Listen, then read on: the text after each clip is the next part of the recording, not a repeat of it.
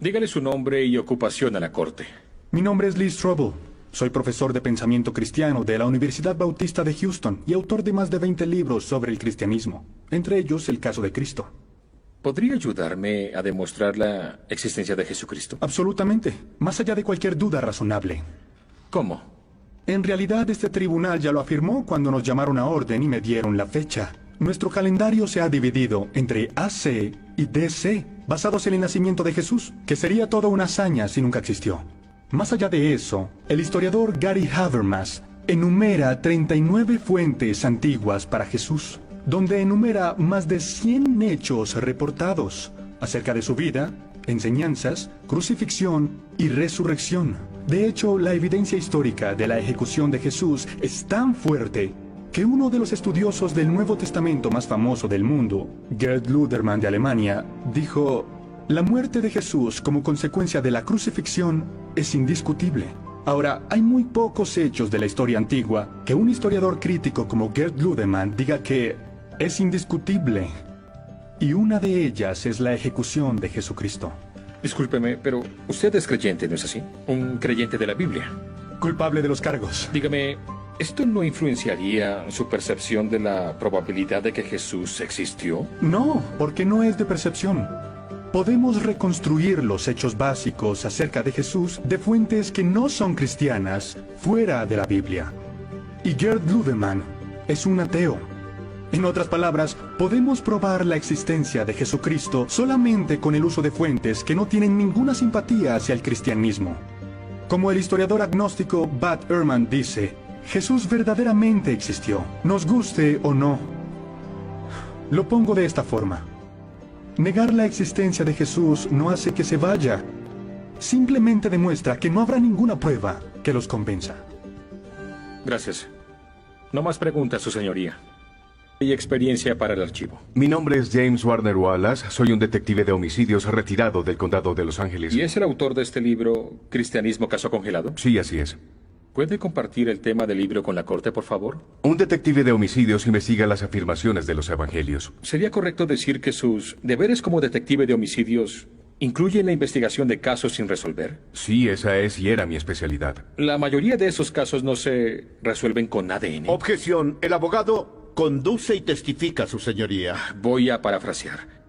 ¿Cuántos de estos casos fueron resueltos con el uso de pruebas de ADN? Ninguno, ni siquiera uno. Eso es popular en la televisión, pero nuestros departamentos nunca han resuelto un caso con ADN. Entonces, ¿cómo se resuelven los casos? A menudo mediante la investigación de las declaraciones de testigos oculares, aunque muchos de ellos ya hoy han fallecido. Perdone mi ignorancia, señor Wallace, pero ¿cómo es eso posible? Tenemos unas técnicas utilizadas para probar la fiabilidad de un testigo ocular, incluyendo el análisis de declaración forense. Es una disciplina donde escudriñamos las declaraciones de testigos oculares, lo que eligieron minimizar o enfatizar y todo lo que admitieron. Revisamos los usos verbales, sus conjugaciones, el uso de pronombres y cómo expanden o contraen el tiempo. Y hasta podemos decir quién está mintiendo. ¿Y usted utilizó este método fuera de su área de trabajo? Sí, lo apliqué a la muerte de Jesús en manos de los romanos y usé los evangelios como si fueran otras declaraciones forenses. En pocos meses pude determinar que antes de los evangelios leídos desde diferentes perspectivas, estos contenían testigos sobre la vida, ministerio, muerte y resurrección de Jesús. Y consideró que los 4 relatos podrían ser parte de una conspiración destinada a fomentar la creencia de una fe incipiente.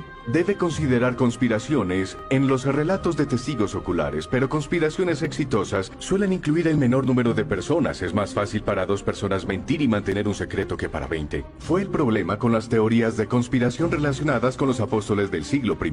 Hay demasiados intentando mantener esta conspiración durante demasiado tiempo. Y mucho peor, han experimentado presión como ningún otro, una presión inimaginable. Cada una de estas personas fue torturada y murió por lo que afirmaron ver, y ninguno de ellos se retractó de su historia.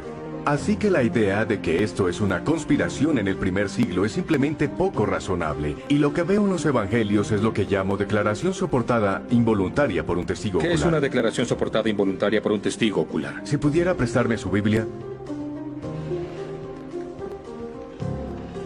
Déjeme ir al Evangelio de Mateo para darle un ejemplo. Voy a empezar con un pasaje en el que Jesús está frente a Caifás en una audiencia. Aquí dice: entonces le escupieron en el rostro y le dieron puñetazos, y otros le abofetearon diciendo: profetízanos, Cristo, ¿quién es el que te golpeó? Eso parece una petición muy sencilla, ya que las personas que lo golpearon estaban de pie frente a él. Eso no tiene sentido. ¿Por qué sería una profecía poder decir quién te golpeó? Pero hasta que lees Lucas puedes responder esto. Él dice: y los hombres que custodiaban a Jesús se burlaban de él y le golpeaban. Y vendándole los ojos, le decían: profetiza, ¿quién fue el que te golpeó? Ahora sabemos por qué esto era un reto, ya que Lucas nos dice lo que Mateo omitió, que en realidad tenía vendados los ojos. Esta es declaración soportada involuntaria por un testigo ocular que da detalles que el primer testigo omitió. Y después de años de escudriñar estos evangelios, con el tiempo pude determinar si un testigo ocular es confiable. Llegué a la conclusión de que los 4 evangelios contienen los relatos fiables de las propias palabras de Jesús. ¿Y eso incluye las declaraciones citadas por la señora Wesley en su clase? Absolutamente. Gracias, detective. Su testigo. Detective Wallace, no pretendo tener el conocimiento bíblico que usted tiene. Pero ¿no es cierto que estos relatos evangélicos varían mucho en lo que dicen? ¿Que existen numerosas discrepancias entre esos relatos? Absolutamente, pero eso es lo que debemos esperar.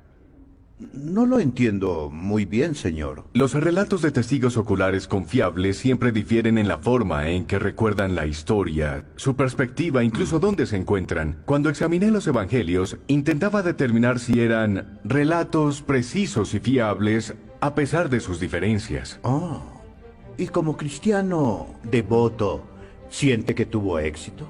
No, señor Kane. Creo que me entendió mal. Cuando comencé este estudio, era un ateo devoto. Empecé el examen de los evangelios como un escéptico comprometido, no como un creyente. En realidad no fui criado en un ambiente cristiano. Aunque creo que tengo una alta estima por el valor de las pruebas, no soy cristiano porque fui criado de esa manera o porque esperaba satisfacer alguna necesidad o lograr un objetivo. Simplemente soy cristiano porque es evidentemente cierto. Petición de anulación, señoría. Concedido. El jurado ignorará las últimas observaciones del señor Wallace.